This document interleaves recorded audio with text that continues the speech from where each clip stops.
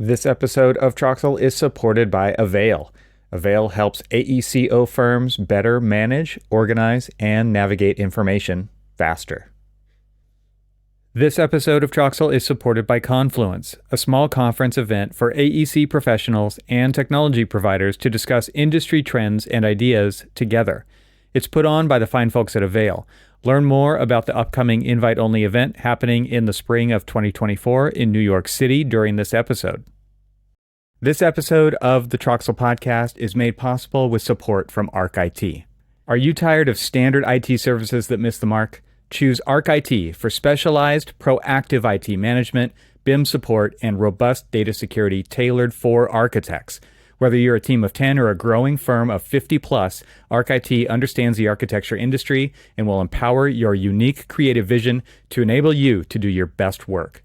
Embrace a technology team that enhances, not hinders, your design process. Visit getarcit.com for your free IT assessment and start transforming your firm and your tech experience today. That's getarcit.com.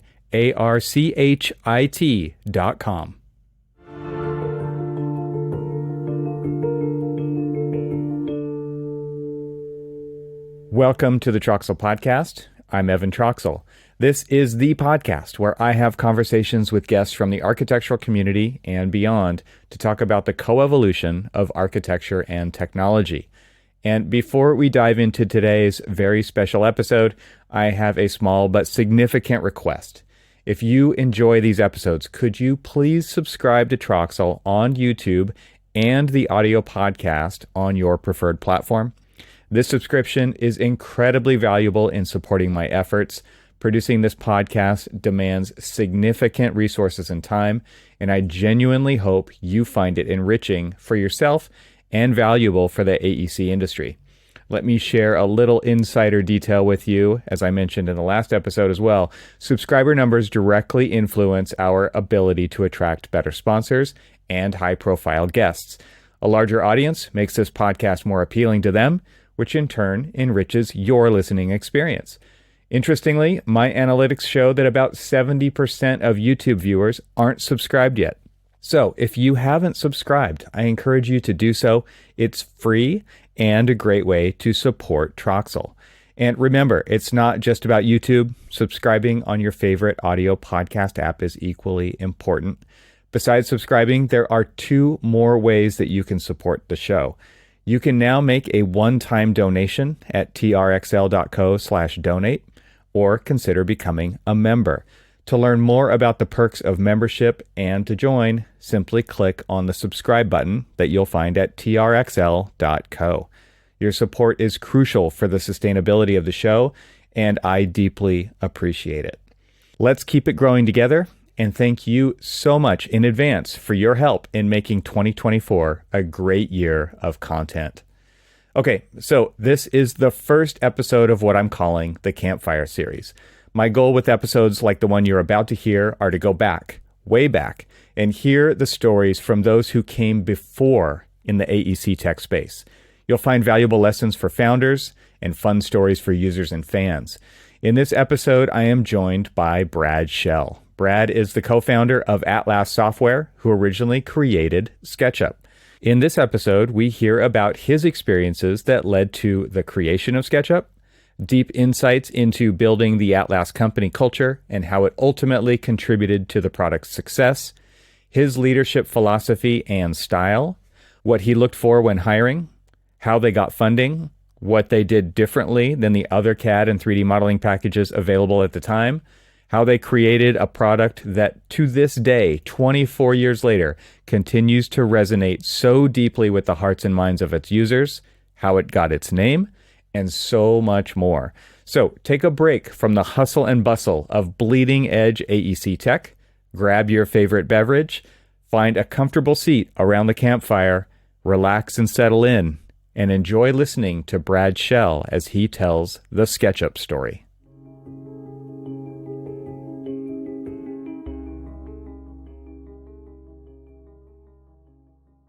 Brad, welcome to the podcast. It's definitely great to have you here. I'm really excited about our conversation today.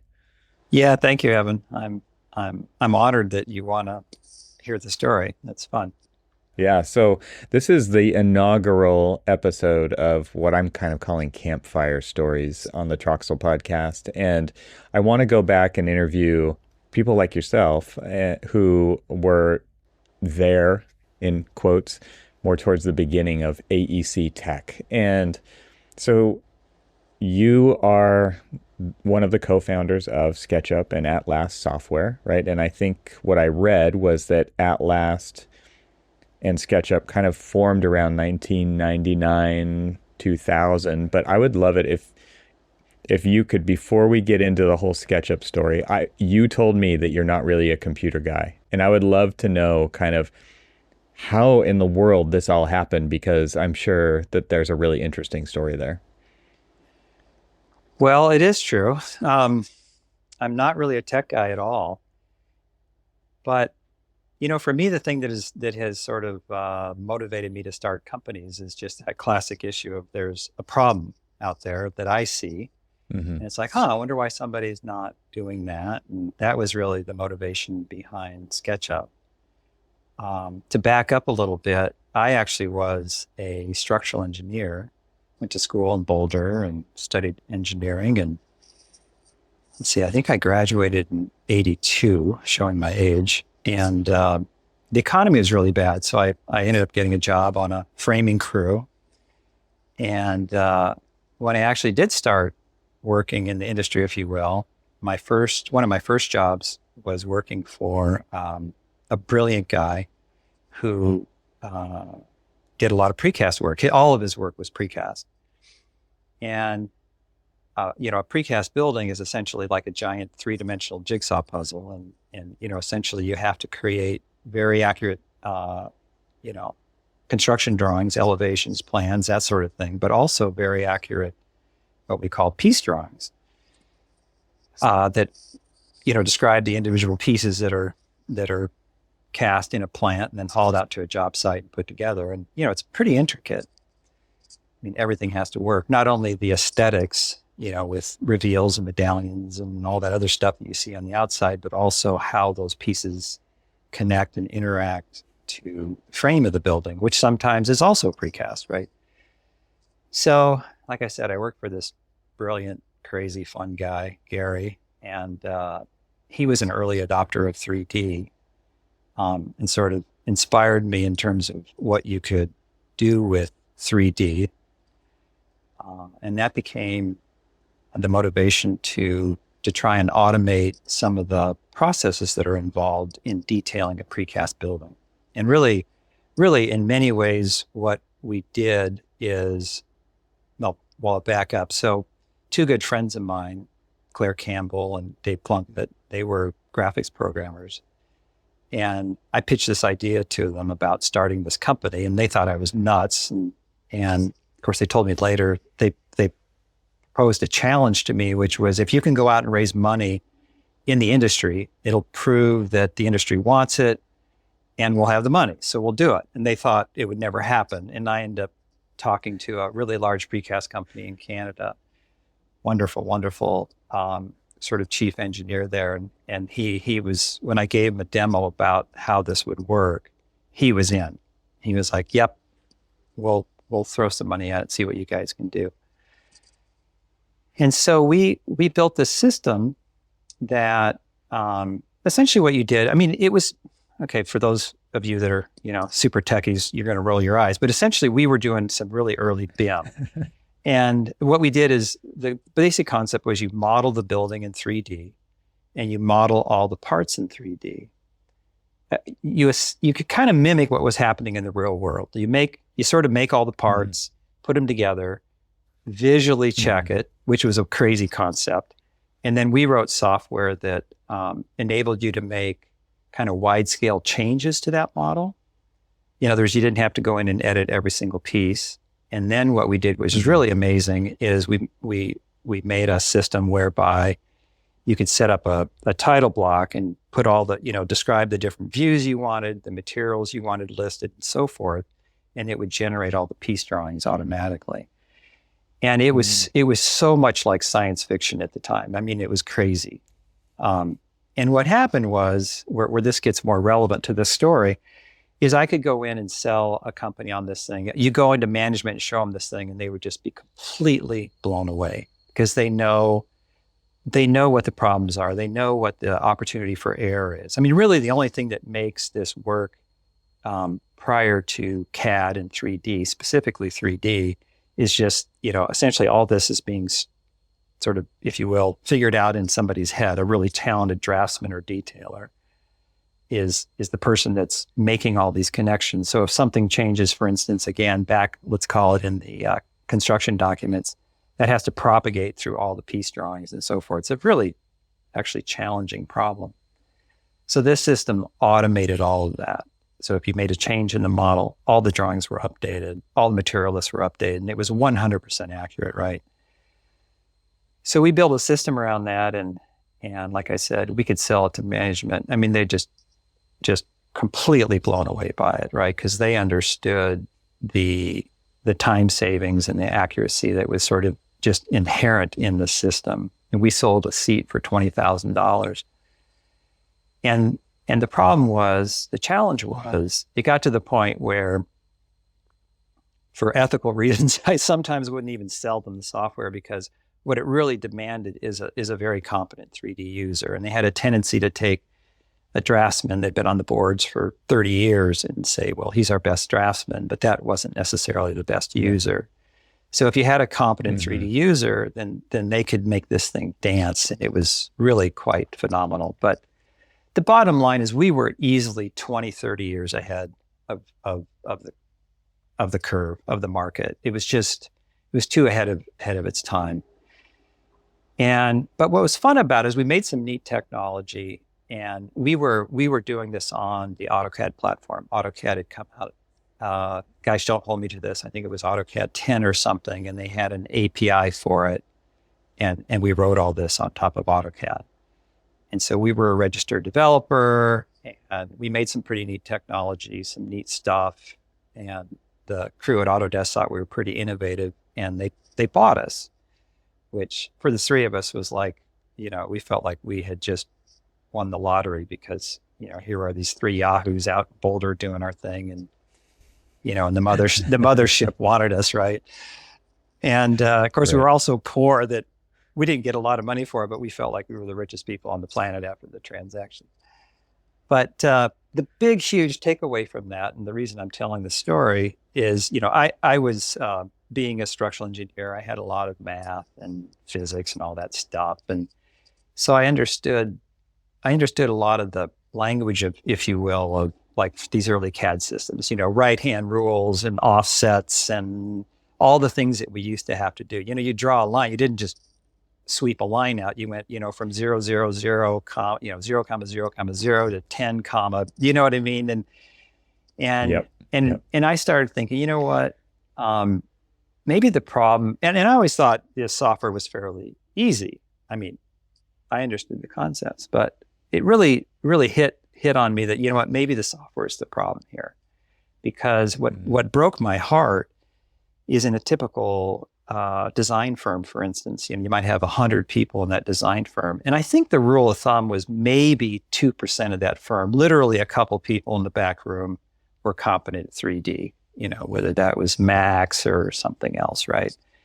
And to me, it just seemed criminal, because 3D is the ultimate way to express your ideas, to share those ideas, to work out, even as a designer, to work out all those things that make a design beautiful. And so I started thinking about this, and the thing I always found fascinating is how you architects can have a 3D vision in your head, and you can put it on 2D paper, and that is insanely complex. I used to think, how in the world can these guys not do 3D? I mean, they do it in their heads all the time, and this skill on paper. And I started thinking, well, what if we presented it different? First off, what if we got rid of all these sort of mathematical notions and so forth?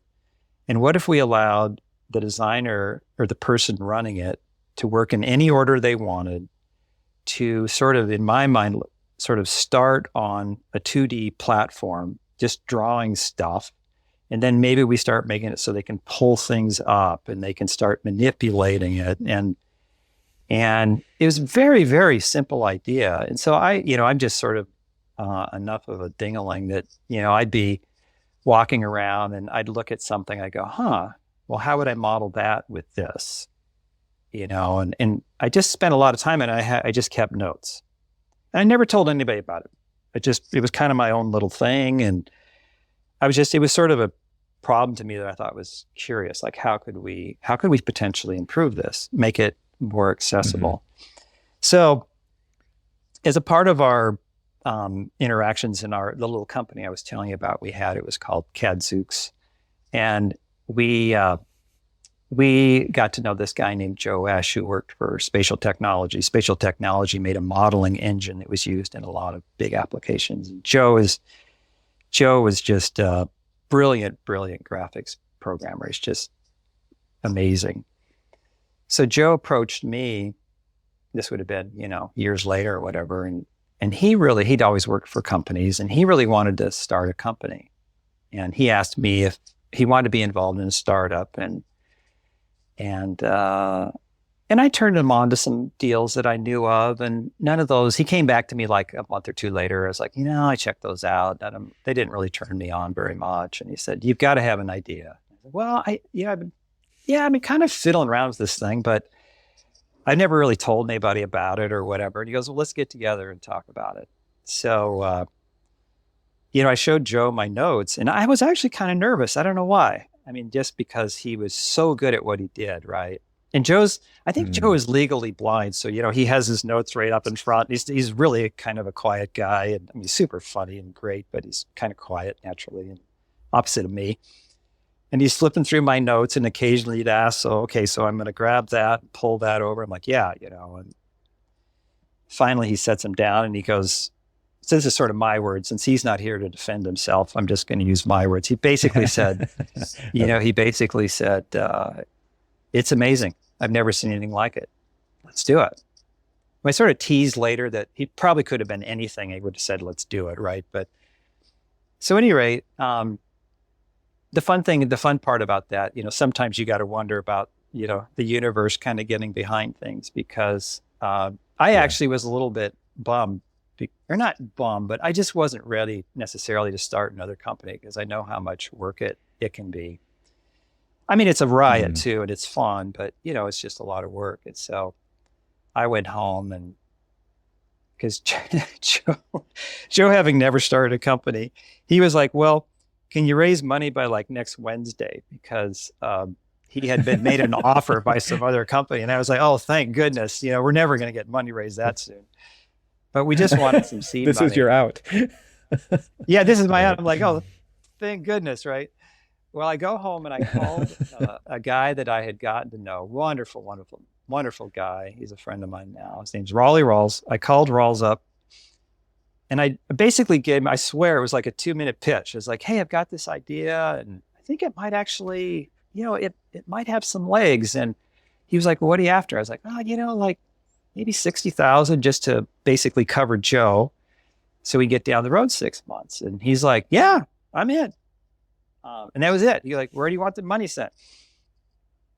And then it was really sweet, because my old business partner, Claire, and her partner, Brian,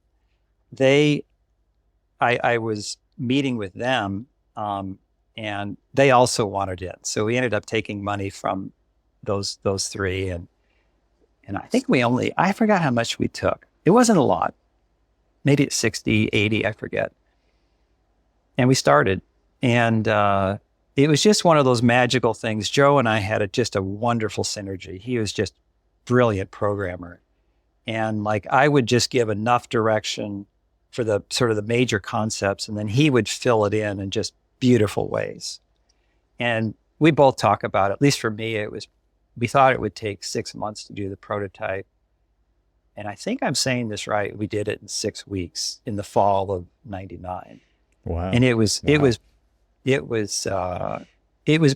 probably one of the most fun, enjoyable times of my professional career, because this thing that I've been dreaming about forever was coming to life.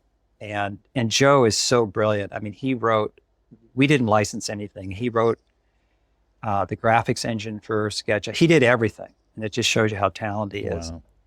And, you know, every day, sometimes 2-3 times a day, he's sending me a new build and I'm playing with it. And we just had a blast. And I remember, I think I was over at Joe's house because we're both working out of our houses. And we finally had sort of a thread through the software where you could get a sense of how it would perform.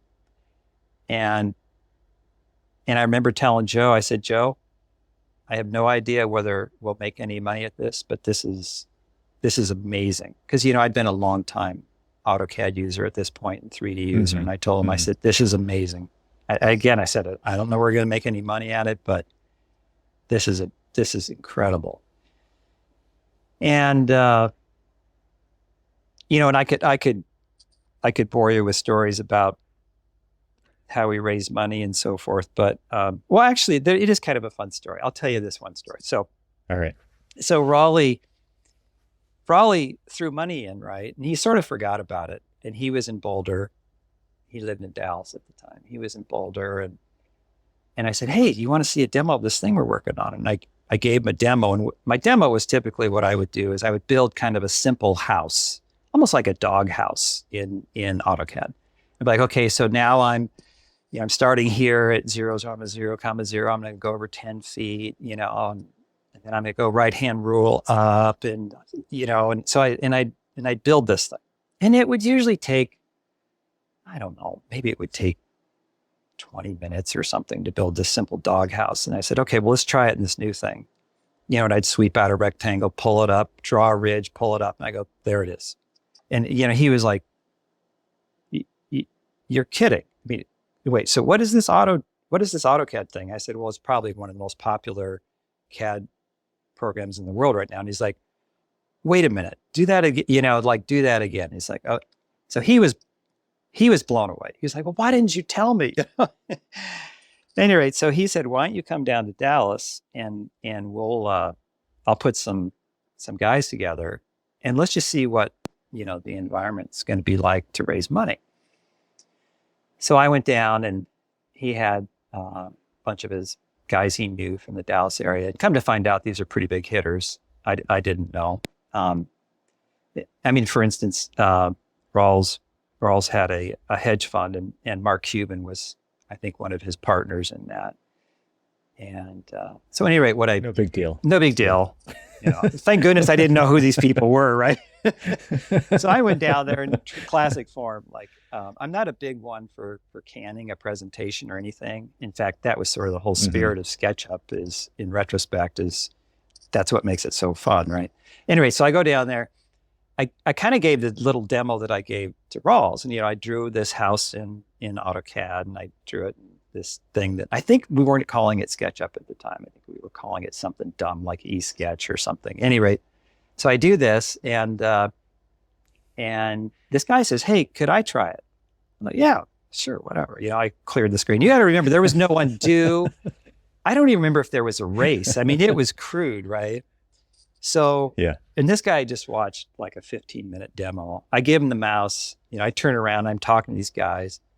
And this guy's just going to flail. I mean, he's just going to get, you know, he's going to get decimated, right? So I'm looking at all these guys. They're asking me questions about things. And they're like, why do you think it'll work? You know, it's kind of like, oh, I think, you know, it's just very honest, just conversation. It wasn't going to snow anybody. So I turn around like, I literally think it was like 15 or 20 minutes later. And this guy had built like this actually kind of like custom house. Like it was actually really impressive. And he had already was making this terrain model in the back, right? And I was just completely blown away. And before I could say anything, he goes, this is unbelievable. This is what I've dreamed of my entire career. Well, come to find out, he was an architect for these guys. He'd done pretty elaborate homes and stuff. And he's like, I've dreamed of this my entire career. I have bought and wasted more money on these damn 3D applications. I have spent a fortune on training. He just went off, right, on the frustration that everybody was feeling. So I just, at that point, I'm just being quiet, right? And I turn around and one of the guys goes, what's your valuation? and I just made it up on the fly. Right. Like Rawls is looking at it like, don't screw this up. Yeah. Anyway, Yeah. we had Say a big number. Yeah. we had I think from that one trip or visit, I mean, like literally, I think it was like 45 minutes later, from that one meeting, we had commitments for many times more money than I wanted.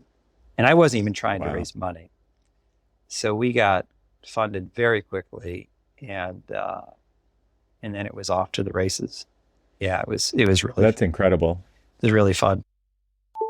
This episode is made possible with support from Avail. In a world where precision meets creativity, where every line drawn holds the power to innovate, people like you are shaping the future. But let's face it, in the realm of design, the unknown is your least favorite companion.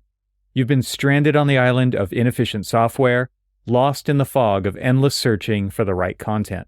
It's time to embark on a new journey, a journey to clarity, efficiency, and design excellence.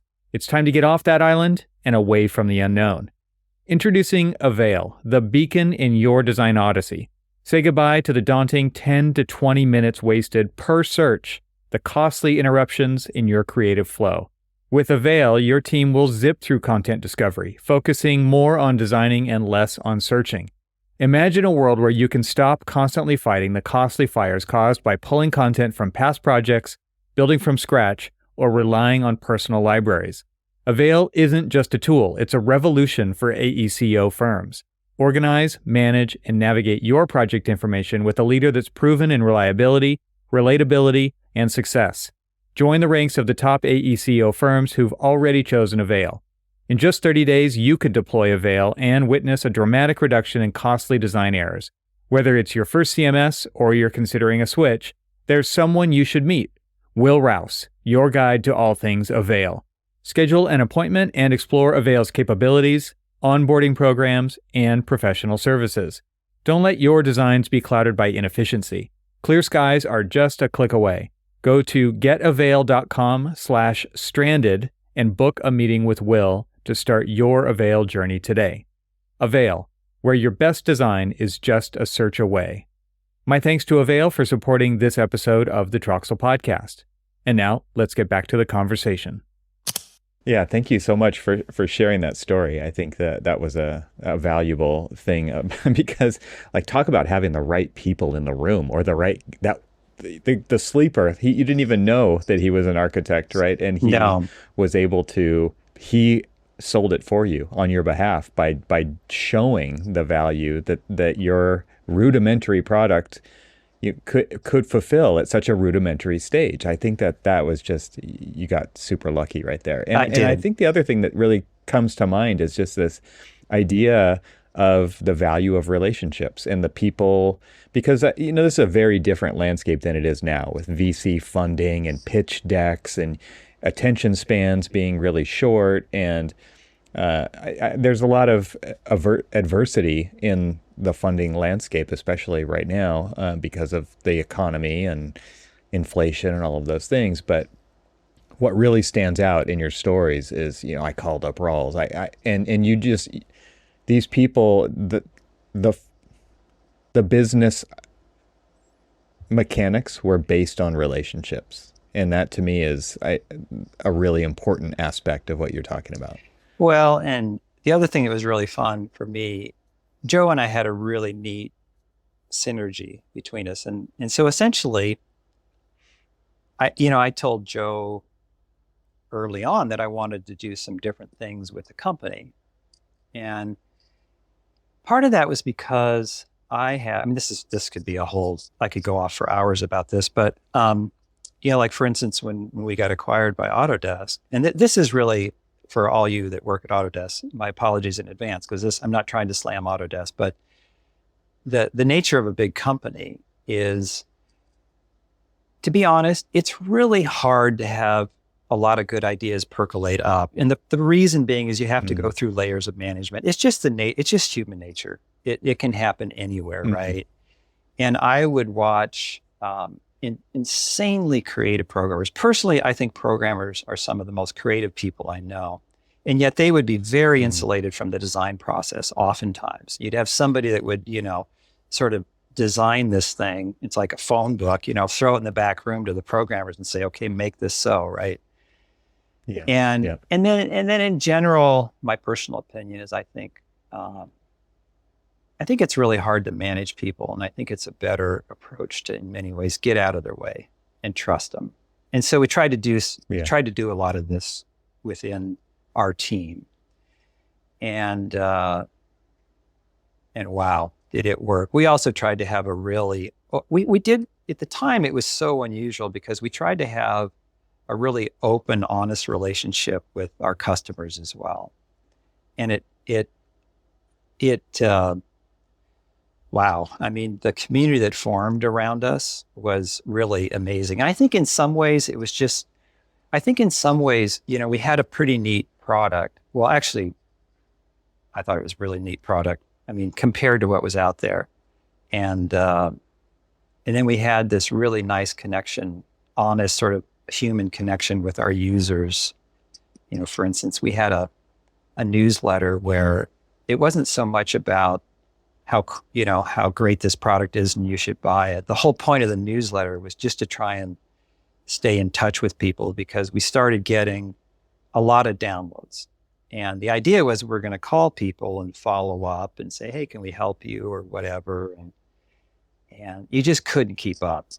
The downloads were just going crazy. Well, when I say crazy, let's put it in perspective. We might get 100 or 200 downloads in a day, right? We're not talking about yeah. And so we ended up. Well, because you're talking about a time period when software was still sold on physical media, right? That we still got discs in the mail, or we would buy them off the shelf at Egghead or CompUSA or whatever back in those days. You're absolutely right. And so even downloads, yeah. Well, it was funny because in the early days of SketchUp, people would say, well, they'd buy it and they'd say, well, don't I get a box? I mean, it got so bad, we actually had to make a box that would have their authorization code in it. Like, wait a minute, I don't get documentation? Well, you can print this if you want. We're like, what? It was such a different, it just shows you how quickly it changed. We were one of the first that had, a free download, which was, again, Joe was like, Brad, do whatever you want. And because for me, it was really important. I really wanted users that the software really resonated with. I'd rather have the company fail than have people buy software like that guy's story that I was telling you about how frustrated it was. I didn't want that. I wanted people that honestly it resonated with them, it worked for them. And so that was the motivation behind the free download, the free fully working download. And then, I think we started off and we had 20 hours of use. And it was funny because our sales early on, it actually made me really nervous. Our sales were really slow. I mean, like a huge month was to sell 5 copies. And usually because I'm out taking some architect to lunch and, like, oh my gosh, if I can't get these guys to buy a $500 product after all that hand holding, we might be in trouble. And interestingly enough, early on, there was a lot of like, what? Where are you with Autodesk? Who are you with? Like, who made this? I think there was a lot of, it's too good to be true, right? But what we found out was, it took a while to figure it out, but our 20 hours of use was just too long. Like, people were doing multiple projects with their 20 hours of use. So I think we ratcheted that down to 8, and sales started taking off. But finding that balance, that's interesting. Yeah. Where did the name At Last come from? Were you At Last at that time? Yeah, it's funny because we had a naming session and, you just start blasting through a million things. And it was one of the ones that I thought of, and I didn't like it, but everyone else did. So it's like, okay. So we called it At Last. And having the at symbol in the name, I mean, it's very internet, right? Like kind of like iPod when Steve Jobs announced the iMac and then the iPod and the iPhone and all of these things. It was very internet-y at the time. And you know what? Obviously, I think we were trying to play off that a little bit.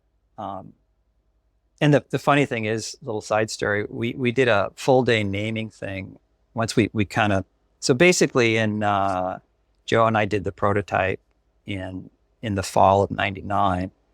And then we raised money pretty quickly. And then basically, I think it was almost all of 2000 that we were building a real product. And it's amazing how much time that takes, with documentation and all that other stuff. Oh gosh, what was I lost my train of thought. What were we just talking about? And help me out. The internet-y, the naming yes. session. Yes. Thank you. So we were trying to figure out what are we going to call this thing. And we did this naming session. It was like an all-day thing with our small team. And the name that popped out of that was just something I thought was ridiculous or something. And anyway, my brother Coop was over that night at my house. And I was telling about how, this exhausting naming session. And he goes, well, I would just call it SketchUp, like sketch that up. And I was like, that's brilliant. Nice. So Coop that's gets hilarious for that. Sometimes we get a lot of hell for that, because at any rate, but that's how the name. Yeah, that's how the name ended up happening. That's interesting. I mean, and to think about kind of, maybe you can paint a picture of what that initial release was like. What were people downloading at that time? What kind of tools did they get? Because the paradigm shift for SketchUp was simplicity, right? I mean, people were used to AutoCAD. They were used to a bunch of buttons or a bunch of keyboard commands. If you're a power user, you're definitely a keyboard command wizard. You had memorized all of those, PL for P-line and E for erase, and you had all that stuff kind of memorized, but SketchUp wasn't like that at all, right? So paint the picture of what the UI or the feature set that people were actually downloading in the early days. Yeah, so the really fun thing about it is that the core of it has not changed at all. And that's really satisfying for me personally. Incredible staying power. It's amazing to have. I mean, I hope it don't sound like I'm blowing my horn, but because it's not me, obviously. I mean, we had an insanely talented team, and the team that's carrying it today is very talented. But it's crazy to have a software product still be relevant. And I think I'm saying this correctly. I have a little insider information. I think, the sales is still growing, Yep. I've heard that as well. Yeah.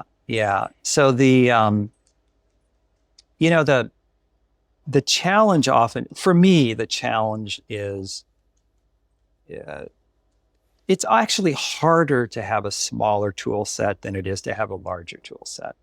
And if you strip out the buttons that are related to viewing, like, zoom extents and pan and all this other stuff, if you take those away, I mean, the core buttons are just, it's like line and push pull and rectangle. It's really simple. And I knew intuitively, I used to tell the team, I said, you guys are going to be blown away what people do with this. Because, and I was very adamant about, this is not an architecture program. This is for people to express their ideas in 3D. I said, you're going to be blown away by what happens. Because I got swept up in that when I got into 3D. And it was so true. It was so fun to watch. I mean, I think I'm saying this correctly. I mean, we would get we started getting stuff sent to us from all over the world. That was also another thing. It was amazing how it went worldwide. People would hack our DLL. It's a language library, and translate it. It was in multiple languages, and we weren't even in those countries, right? And we started getting images from all over the world. I mean, like Mercedes even sending us images of designers that had designed parts of cars and stuff. And you're like, what? Because they could do it. They were okay making their own tin models or whatever, right? So that was incredibly fun to see how some of that evolved and what happened. It's just basically giving them the power to express themselves in 3D is what I'm trying to say. And did you set out to deliver the minimum viable product, or was it your goal to really simplify the UI, the interaction that people had with their software, because I think those could be two completely different pathways forward for a company like yours. Yes. Yeah, that's a very good point. The so the core of it, these concepts were the things that I was sketching in my notes. And it's just here. Sometimes I've gone back and looked at those notes. So I should probably give those notes to somebody at some point. But it's just amazing at how everything there happened. And Joe and our early programmers, John Ulmer, Susan Willard, these people have such a beautiful synergy about how you could give, if they wanted feedback or if they wanted input, you could just sort of sketch out the basics of it, and how they would implement that or add to it was just an absolutely beautiful thing to watch. But the goal consistently was to keep it small, keep it tight, because my personal thing is I wanted and Joe's, everybody's goal was, we wanted somebody to be able to open this thing up and literally in 5 minutes have success. And if you didn't, we were going to lose them. And it's amazing how often that worked. And then a corollary to that, we did some things on the business side that were crazy at the time. The price was crazy, $4.95. But also like free support. And I'd get a ton of pushback from the team and investors. You can't do free support. And I said, yes, you can. Because if you have ever had a software product, you spent, whatever, in the case of a lot of CAD programs, thousands of dollars, and you call them up for a question, they say, oh, for $100 an hour, we'll answer that question. Just infuriates you, right? I said, no, we're going to have free support. And that turned out to be insanely helpful, just in terms of people that did have some challenges. Oftentimes the challenge was it was too simple. They didn't know, like one guy wanted his money back because he said, it's great for sketching things up, but I can't draw accurately. And I go, well, let's first thing I did is give him his money back. And then I said, well, okay, let's try this. Just draw a line. And he goes, yeah, I have no idea how big that is. I said, well, just type in 13 feet, 11, 7/8 inches. And bam, there you go. But no, it was really fun to see it kind of take on a life of its own. Yeah. Well, I have to ask you just about the idea of push-pull. So you've mentioned it a little bit, right? You sketch a thing, you pull it up, and push-pull was a game changer for so many people. And that to me was the hook of what got somebody hooked on SketchUp immediately. And so, like, where did that come from? Where did push-pull come from? And how did you realize that was kind of the magic thing in SketchUp? Because to me, I assume that's the magic thing in SketchUp that really got so many people hooked on it. Well, again, for me, I'm coming back to that basic concept was, hey, so if we make it so that somebody can just draw kind of like they're drawing on paper, we'll give them a little guidance system. We're not going to have this concept of X, Y, and Z axes. We're going to try and get all that away. There's not going to be any specific order that they have to draw in or whatever. But like, I'll get to the push-pull in a moment, but like that actually ended up being, I think, an important component of this, of how it worked. But also this notion, it blew me away, that this notion of you draw a closed shape and it fills in, so to speak. I mean, mathematically, we're putting skin on that, so to speak. We're putting a surface on that. But even that concept had never been done. And we patented that. We patented push-pull. I mean, I couldn't believe it. Here's this fairly mature industry. And, to digress for a moment, I showed some higher ups at Autodesk SketchUp early on, and I literally got laughed out of the room. And, they said, it's done. It's mature. You're not going to make it. You can't make it on a $495 product. And I was like, but wait a minute. If people can't use the modeling tool, how is that of any value? Right. But at any rate, So coming back to that concept was I wanted people to be able to kind of conceptually start drawing in 2D. And then I thought, okay, well, then they can pull it up and push it down, and they could introduce a line and pull that out or pull a face out, or because again, coming back to that conversation or that what I said earlier is I'd be looking at things and literally I'd be like, I'm looking at a dresser right now. Okay, how would I model that? Well, I could draw it there and I could pull it up and I could push it, and I started seeing a pattern where, geez, you could do a lot with that and not really understand things. And it was kind of a fun little, well, I don't know if it was fun, but the only time Joe and I ever had any kind of disagreement was Joe had a very, very strong solids modeling background. And very early on, it was one of the first conversations we ever had. He said, well, I'm going to make a solids modeling engine. And I said, Joe, you can't do it. You can't.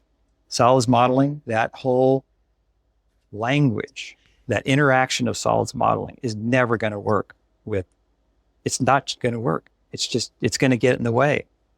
And, we probably had a heated discussion for not very long. He says, okay, we'll do a surface modeling. Interesting. Yeah.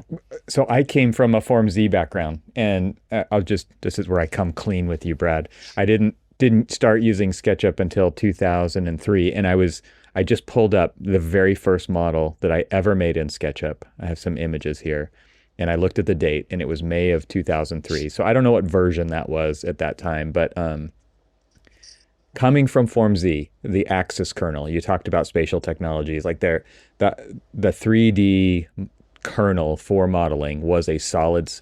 And so when I was in architecture school, that was the tool that we learned. It was that or AutoCAD, and 3D and AutoCAD was abysmal. It was so difficult. And Form Z was the alternative that we had access to. And I have to tell you, like, SketchUp being a surface modeler I didn't like that at all. And so Joe, I think, right, I would have loved to have had a conversation with somebody about that, because that to me is like you were able to convince him fairly easily. You had this heated discussion and it was over. But I think for a lot of people, because we get so used to the tools that we have and we think that we're onto something that maybe we need, but maybe we don't, but we don't have anybody to bounce that off of, then we just continue down the path that we're already on. It was the same thing for Rhino. Like that was a surface modeler.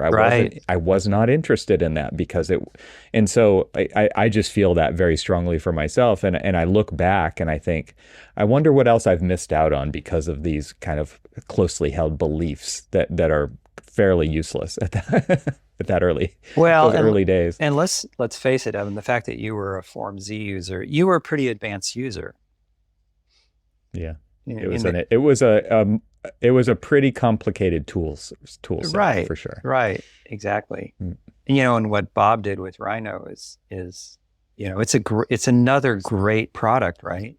And it's does just amazing things with organic shapes, and it's phenomenal. Still as relevant today as it was way back then. Yeah. Right. Yeah. Let me share. I'm going to share with you my model here real quick, just so you can see what I made in 2003. And I can't figure it out. I think I have to share it in a browser tab, and I don't have a browser tab open. So I will put it on the screen here of this video. Okay. And I will send you an image, but it was fun for me to look it up. It was a playhouse for my kids. Oh, and fun. I actually built it in my backyard. And this was my construction documents. It was just a 3D model. Yeah. Right? So kind of going back to your early BIM days of when you were building in a modeling system with constraints and everything updated, and like that's kind of what this was for me. It was just like, I'm just going to measure it right off the screen. I'd put it on my laptop, I'd take it into the backyard, and I would build with it right there. And I thought that was just a really liberating experience. And for me, the big difference with SketchUp was like it's one view. Like you had top view, left view, right view, but it was you were immediately put into perspective mode, which forces you to think spatially kind of immediately. You talked about the wonder that you experience with architects being able to think in 3D and slice it and dice it and make it into 2D all in their head. Like I didn't have to do that anymore with this. I didn't have to have the quad view, top view, left view, right. I was just always in 3D. And I think that's another really interesting decision that you made early on. Can you talk about that? Like, why did you just put them right into 3D? That was very different than what we had experienced up to that point. Well, probably I have to give that credit to Joe.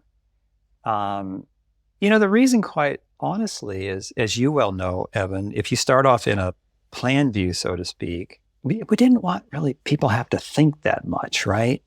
Because as you well know, somebody can be drawing away forever and not realize they're in 3D. They could be coming off the page, you know what I mean? And so we're just like, no, let's just start them off in 3D.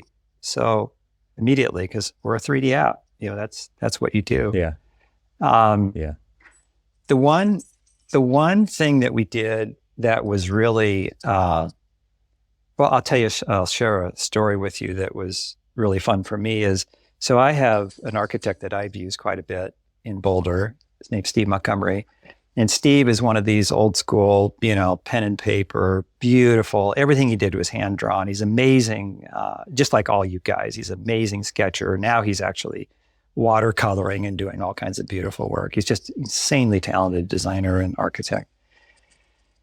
Well, Steve had done work for me, but he was doing work for my younger brother. And Steve, I went down to Steve's office. He lived kind of down the street from me. He had a neat little office behind his house.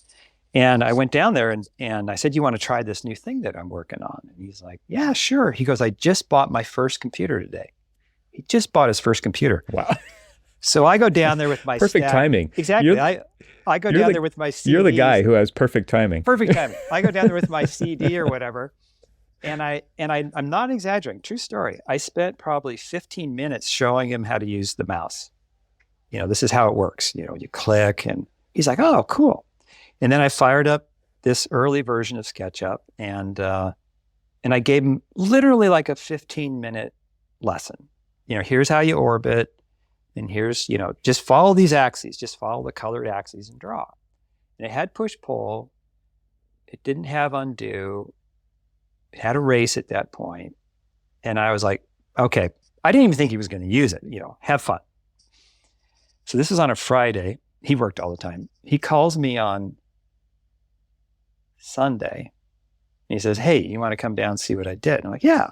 I figured he drew a box or something. I go down there and he had modeled. Low expectations. Yeah, Brad. very low expectations. I go down there. My brother's house was this beautiful old stone house with arches and, fairly complicated roof lines. It was really, beautiful home. He expanded it quite a bit because it was pretty small. But he had modeled this house. And I was blown away. There was no arc tool. There's no circles. There was no, and I'm like, Steve, this is unbelievable. Like, I knew how he did it, but I had to ask him, how'd you do the arcs? He goes, well, I just drew a bunch of rays out and I connected them. He just got it, right? Yeah. And he goes, well, you should have seen what I built before, but I didn't know about saving and I lost my entire Saturday. He goes, I basically did an all-nighter on Friday because I was so into it, right? And I was like, that's it. That's it. If we don't screw it up on the business side, this thing may actually work. Yeah, it's super fun. This episode is made possible with support from Confluence. Picture this: October 2019, Lexington, Kentucky, the birthplace of Confluence, a place where tech leaders, AEC product developers, and practitioners came together for 3 transformative days. It was more than a conference. It was a confluence of ideas, discussions, and unforgettable social experiences. Since then, over 200 attendees have experienced the magic of Confluence. I've had the privilege of being part of 3 of these remarkable gatherings, 2 in Kentucky and 1 in Orange County, each one a melting pot of learning, collaboration, and camaraderie around a topic shaping our industry. And now we're thrilled to announce the next regional Confluence event in April 2024 in the vibrant heart of New York City. This time, we dive deep into the realms of AI and machine learning, unraveling their mysteries and potentials in our industry. Are you interested in being part of this exciting journey? To continue the conversation? To shape the future? Visit the link in the show notes for more details. Confluence, where ideas flow, connections form, and the future of AEC technology is shaped, one conversation at a time. My thanks to Confluence for supporting this episode of the Troxel Podcast. And now, let's get back to the conversation. Just that your software was that stable is an amazing feat in and of itself, because back in those days, I mean, no software was never stable. It was SOS, save often, stupid, right? And it was like, how much time are you willing to redo? That's how many. Every time you save, you need to save a new version so that you can go back and get stuff that you maybe wanted later in an earlier model, or if you had to roll back to another version.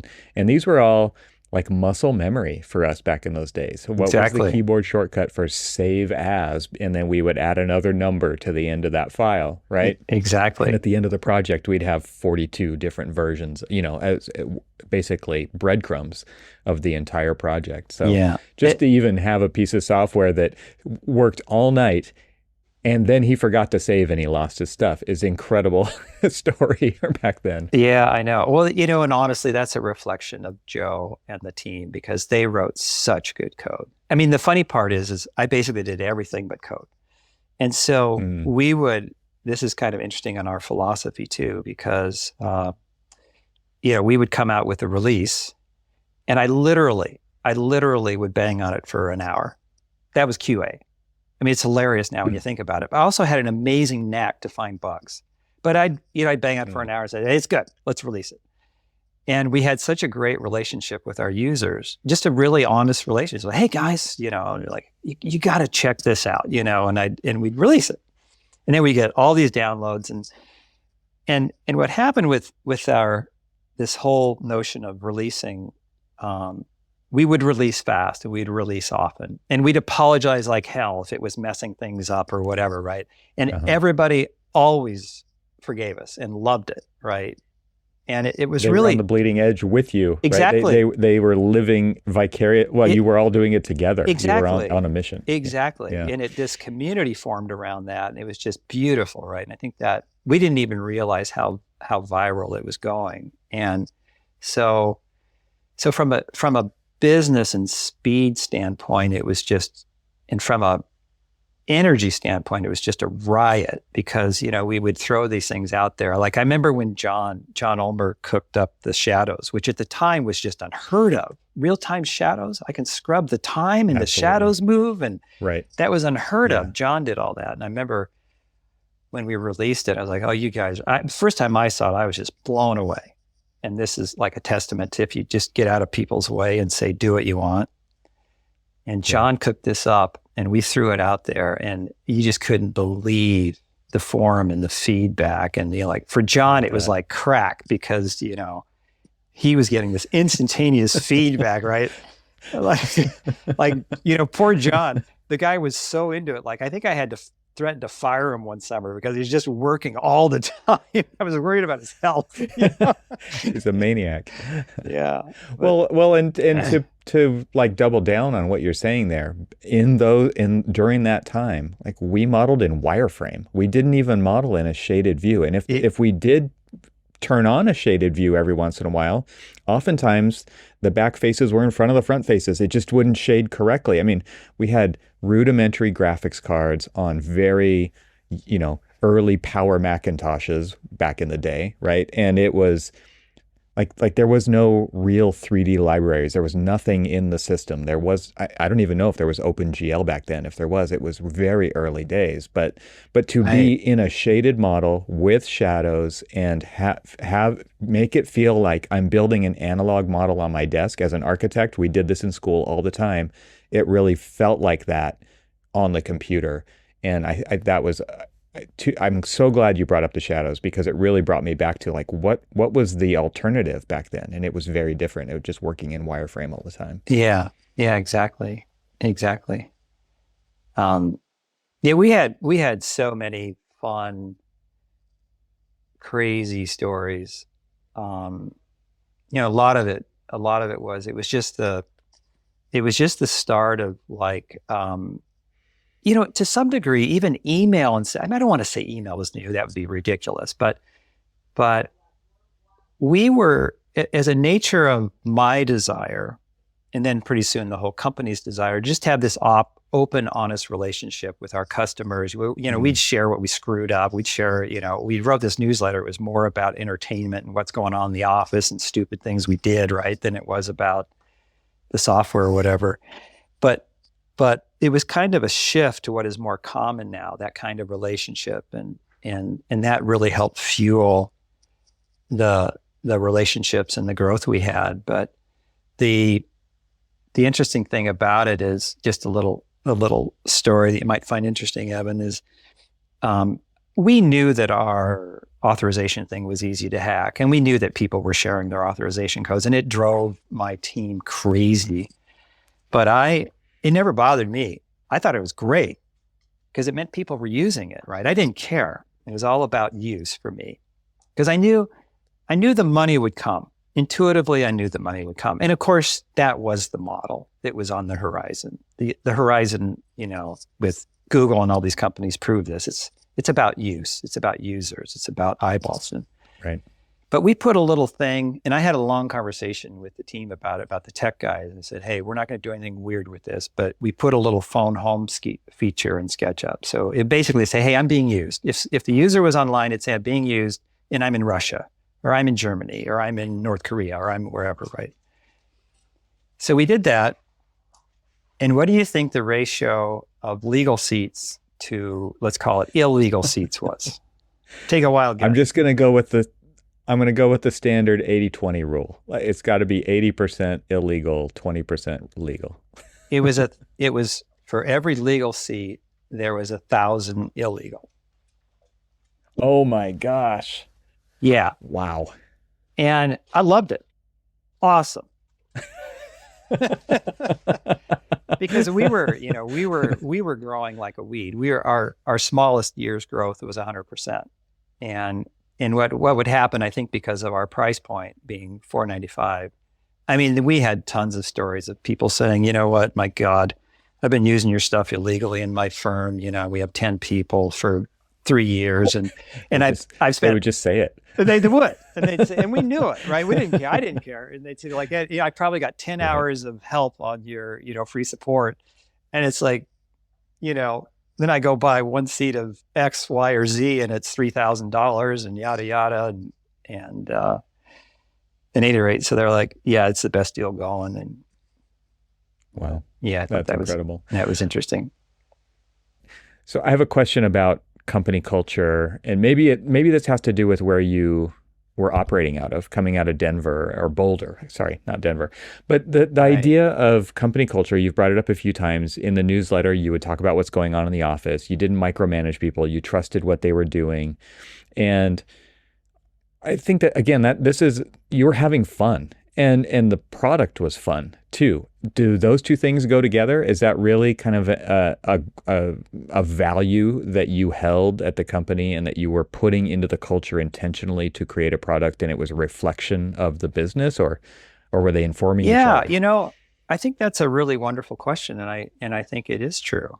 I mean, like I said, and again, I'm not trying to slam the big companies. It's just the nature. It's just the human nature, I think.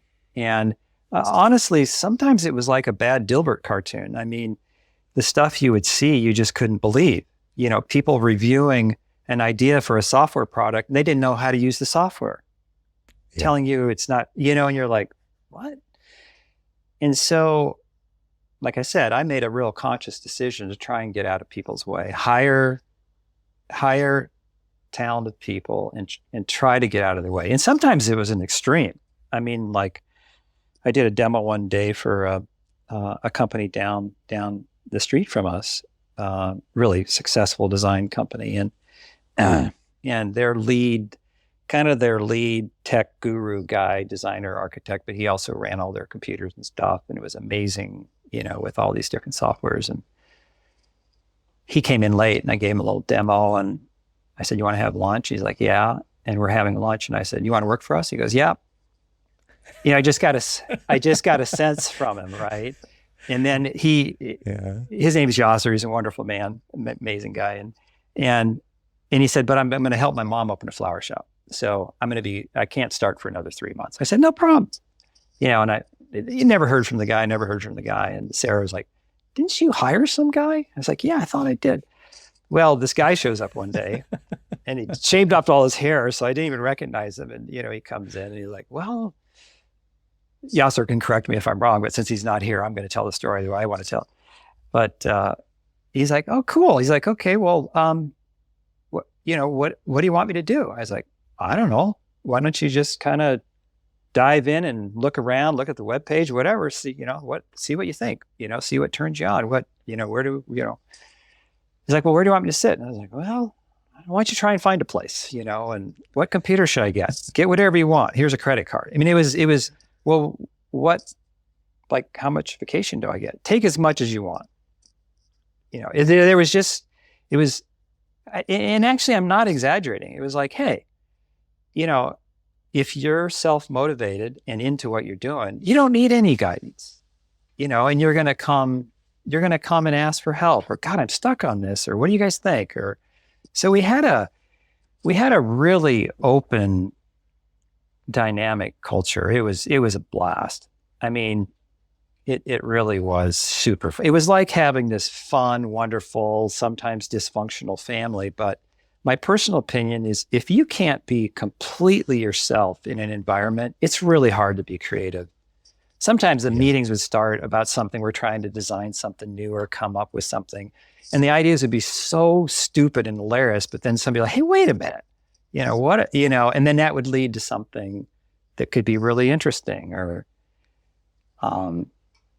maybe I'm a little biased, but I think it definitely played a big part in our success.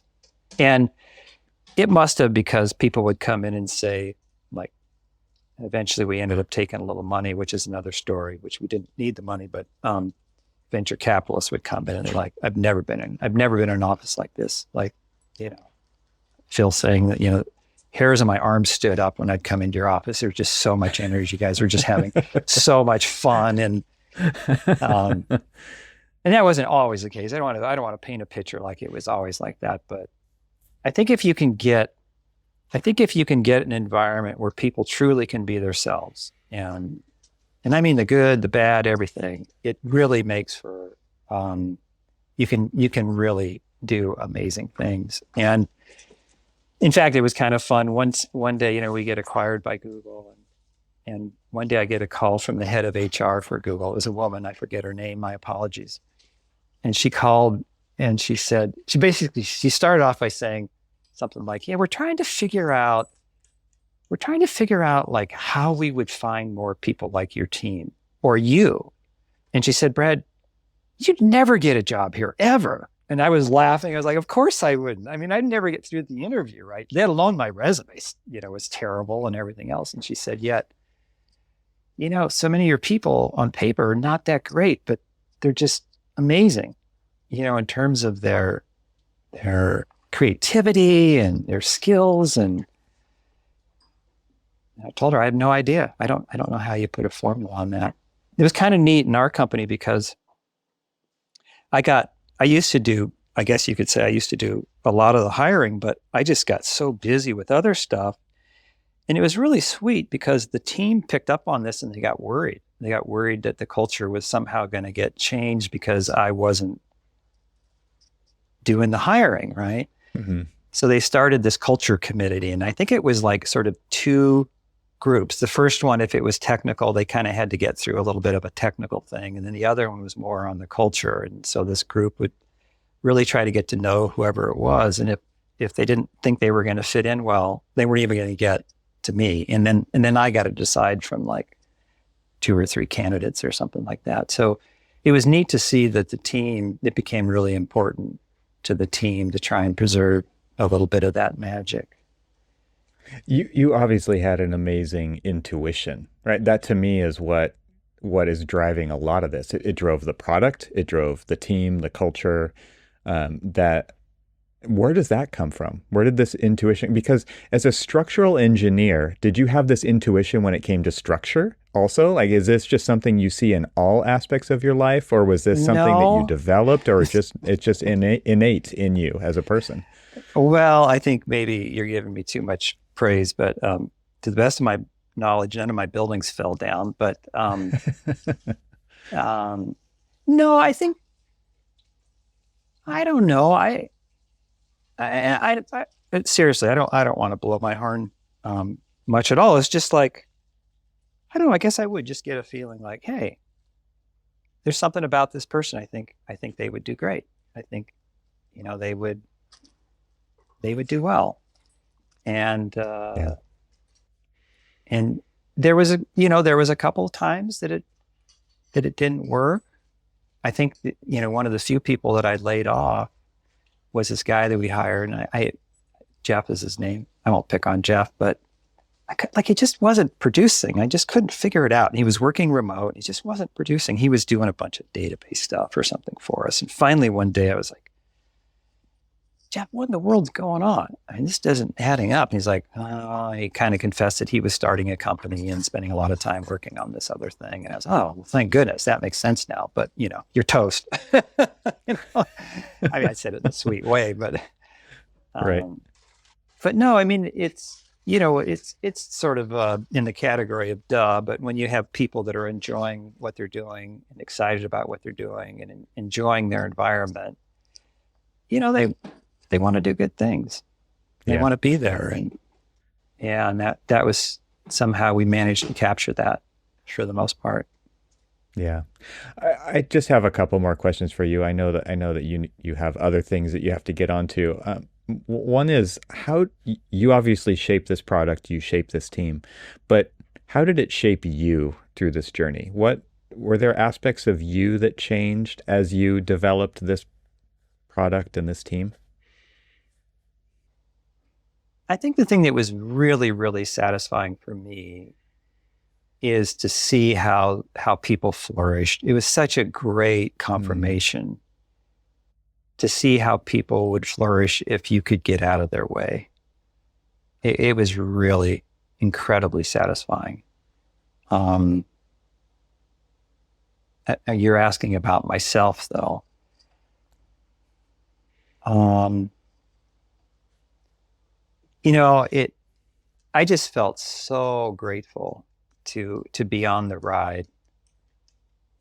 It was just such a amazing experience. I mean, the company was growing very, very quickly, and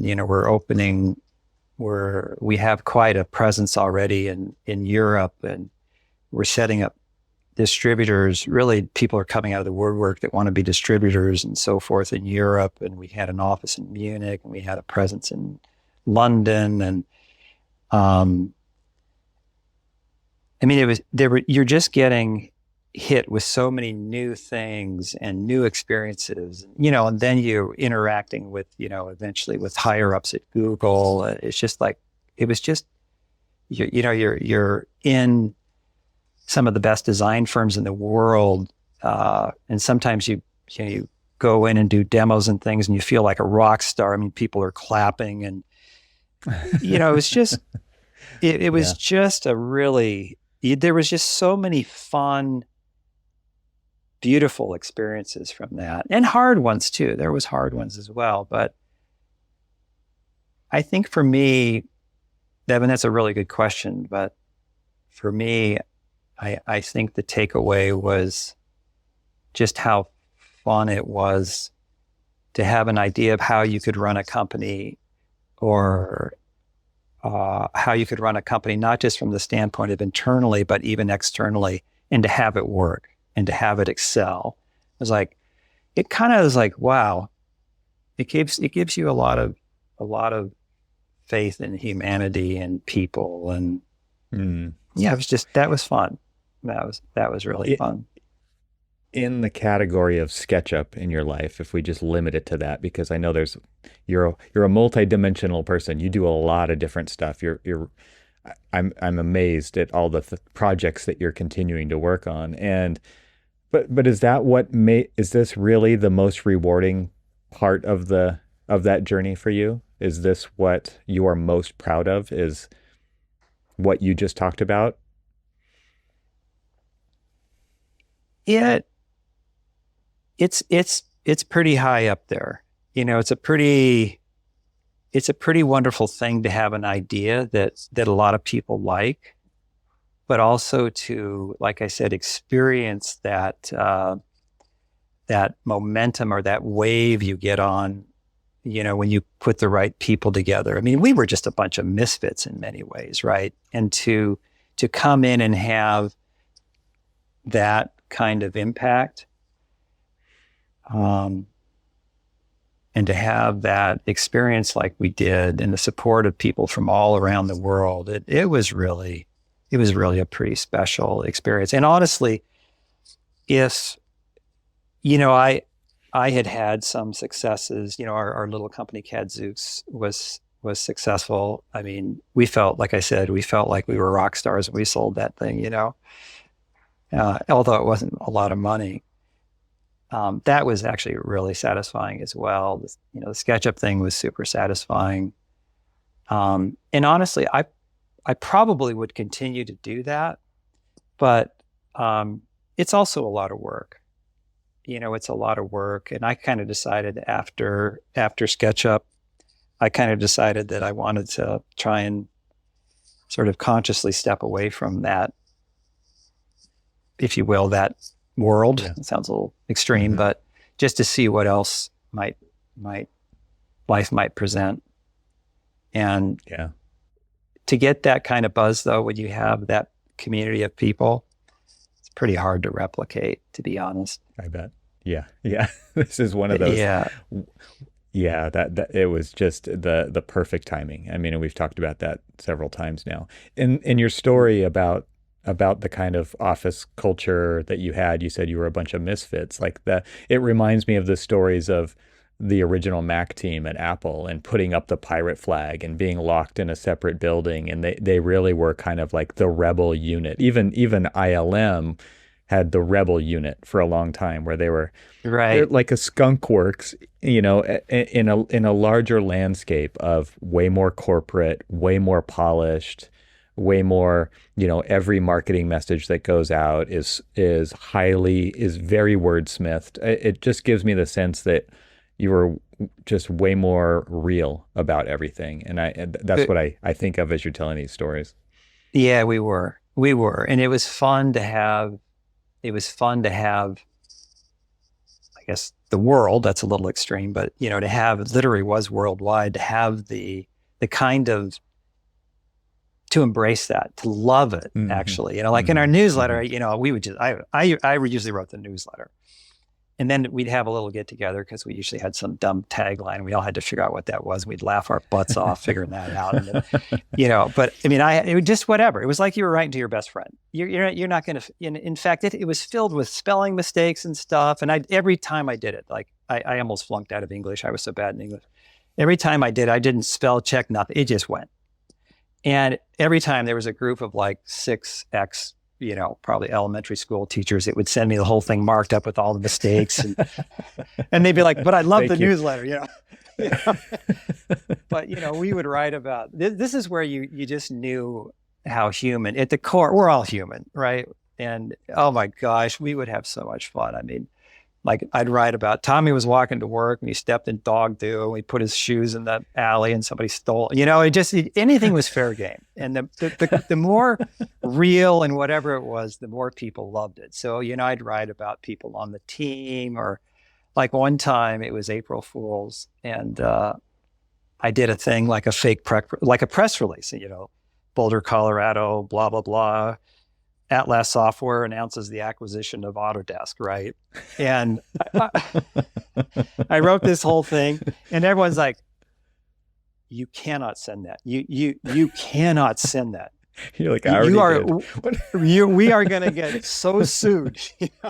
And then I went on with like it was a true thing, and then I said, April Fools, my apologies, to the shareholders and employees of Autodesk, and Carl. I think Carl Bass was the CEO at the time, and I knew Carl.